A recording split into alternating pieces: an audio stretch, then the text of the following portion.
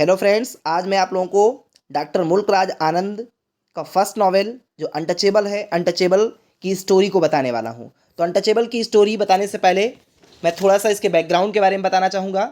Untouchable को 1932 में लिखा गया था और इसे इम्प्रूव किया गया 1934 में। जी हाँ, इसमें एब्यूजिंग वर्ड्स, रस्टिक लैंग्वेजेस ज़्यादा थीं। जेम्स जॉयस और गांधी जी जिससे इंस्पायर होकर के अनटचेबल को डॉक्टर मुल्क राज आनंद ने लिखा था।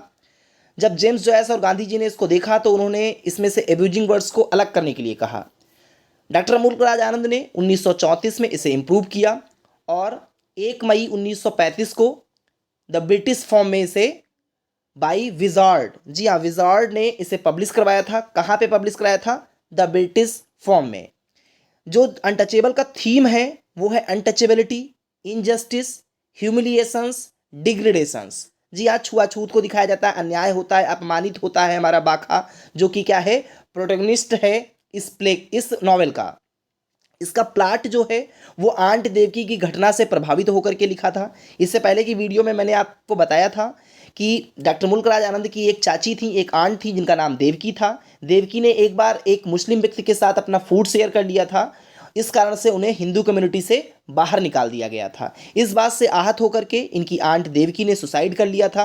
इस बात से बहुत ज़्यादा ये प्रभावित हुए थे और उसी घटना से प्रभावित होकर के डॉक्टर मुल्क राज आनंद ने अनटचेबल को लिखा था।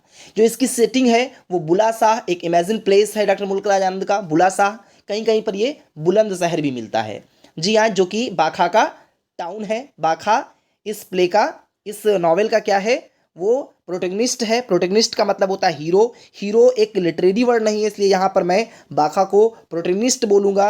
हीरो वर्ड बॉलीवुड या फिल्मों के लिए ज़्यादा सुटेबल है, यहाँ पे नहीं सुटेबल है।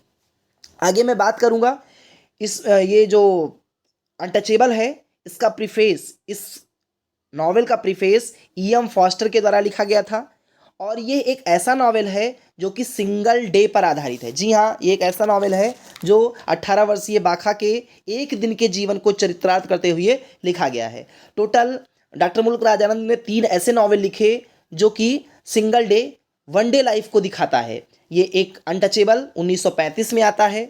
दूसरा इनका सिंगल डे पे आधारित एक नॉवेल है द बिग हार्ट, जो कि 1945 में 10 वर्ष के बाद आता है। और थर्ड एक इनका नॉवेल है द रोड, जो कि 1961 में पब्लिश हुआ था। ये भी एक ऐसा नॉवेल है जो कि सिंगल डे को दिखाता है। अब यहाँ पे मैं बात करूँगा अनटचेबल की स्टोरी पे। Untouchable is a novel by doctor मुल्क राज आनंद। अनटचेबल जो 1935 में लिखा गया, ये एक नॉवेल है डॉक्टर मुल्क राज आनंद के द्वारा लिखा गया। It peeps into the life of बाखा। ये है बाखा के जीवन को दिखाता है। ए स्वीपर बॉय, बाखा क्या है, एक स्वीपर बॉय है और इसका पिता जो है उसका नाम होता है, अभी आगे आप पढ़ेंगे, उसका नाम होता है लाखा, जो कि हेड है स्वीपर्स का। तो यहाँ पे it peeps into the life of Bakha, a sweeper boy who is untouchable, जो अनटचेबल है, जिसको कोई छू नहीं सकता। पहले अपर कास्ट और लोअर कास्ट के बीच की खाई बहुत ज़बरदस्त थी। It describes a day in the life of 18 year old Bakha. जैसा मैंने अभी आपको बताया, इस सिंगल डे की लाइफ को दिखाता है 18 वर्षीय बाखा के। Its preface is written by E.M. Forster. जी हाँ, जो अनटचेबल है इस नॉवेल का जो प्रीफेस है E.M. फॉस्टर ने लिखा था। इट इज सेट इन बुलंदशहर। जो इसकी सेटिंग है वो बुलंदशहर में है। बुलंदशहर कहाँ है? A North Indian cantonment town, Punjab. In his preface Forster calls the book indescribably clean. अपने प्रीफेस में E.M. फॉस्टर इस किताब को इंडिस्क्रिमिनेबली क्लीन कहते हैं और आगे कहते हैं it has gone straight to the heart of its subject and purified it. Bakha is the son of Lakha. जो बाखा होता है, जो प्रोटेगनिस्ट है हमारा, जो हीरो कह सकते हैं हम सरल शब्दों में, तो Bakha is the son of Lakha. Bakha जो है वो लाखा का पुत्र है। Lakha is the head of all Bulashah's sweepers. जो बुलासाज एक इमेजिन प्लेस है, वहाँ के जो स्वीपर्स हैं उसका हेड है। कौन हेड है? लाखा। और बाखा कौन है? लाखा का पुत्र है। बाखा स्किलफुली क्लीन्स द लैट्रिन्स। बाखा जो होता है बहुत ही कुशलता से, बड़ी दक्षता से वो लैट्रिन्स को साफ करता है। His sister Sohini goes to take water from the well. और उसकी जो बहन सोहनी होती है वो कुएं से पानी भरने को जाती है। He attends the marriage of Ramcharan sisters whom he loved। जो बाखा होता है वो रामचरण की बहन से प्यार कर रहा होता है और उसकी शादी को भी वो अटेंड करता है। गुलाबो इज ए वासर वुमेन। गुलाबो एक इसमें कैरेक्टर है जो एक धोबिन है, वासर वुमेन है, हु कंसीडर्स हरसेल्फ सुपीरियर, जो सोहनी से कहीं ना कहीं अपने आप को सुपीरियर मानती है, क्योंकि सोहनी खूबसूरत थी, इस बात से जलन रखती थी गुलाबो, और गुलाबो अपने आप को सुपीरियर मानती है। हवलदार Charat Singh gives him A hockey stick in gift, एक हवलदार चरत सिंह होते हैं जो बाखा को एक गिफ्ट करते हैं hockey stick. Unfortunately he is touched with a caste Hindu, the Hindu insults him, जो हिंदूज होते हैं उसको अपमानित करते हैं। Now Bakha has to cried aloud, posh posh sweeper coming, उसको लोग चिढ़ाते हैं कि देखिए, और बहुत कुछ उल्टा सीधा कह करके इस बात से बाखा चिल्लाता है, रोता है।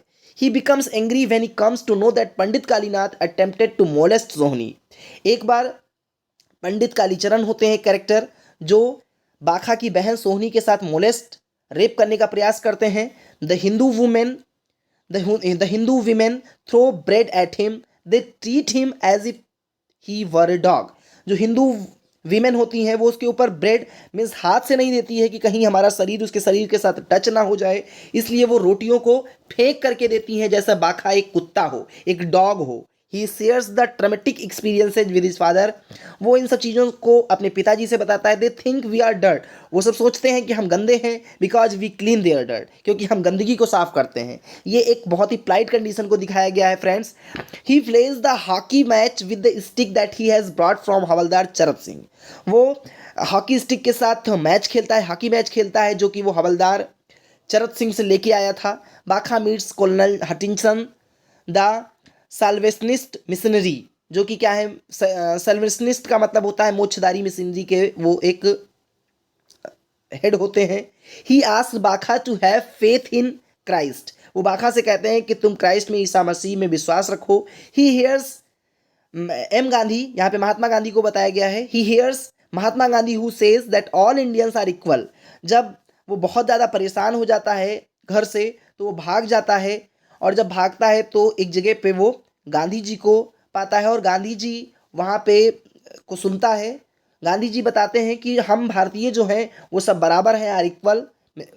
ही comes to know about the flush system, वो उस फ्लश सिस्टम को जान पाता है। गांधी जी कहते हैं कि आने वाले कुछ वर्षों में एक सिस्टम हो जाएगा जब हमको गंदगी को खुद साफ नहीं करना पड़ेगा, एक फ्लश सिस्टम होगा, हमने क्लिक किया, बटन क्लिक किया और हमारा फ्लश क्या हो जाया करेगा, साफ हो जाया करेगा। He thinks sometimes of Mahatma and sometimes of machine, वो कुछ क्षण भर महात्मा गांधी के बारे में सोचता है और कुछ क्षण फिर मशीन के बारे में सोचता है। बड़ा खुश होता है गांधी जी की इस स्पीच को सुन करके कि आने वाले वर्षों में हम लोगों को गंदगी को साफ नहीं करना पड़ेगा। He believes that there will be change, वो विश्वास करता है कि आने वाला जो समय होगा वो चेंज लेके आएगा, वो परिवर्तन लेके आएगा, बहुत कुछ चेंज हो जाएगा।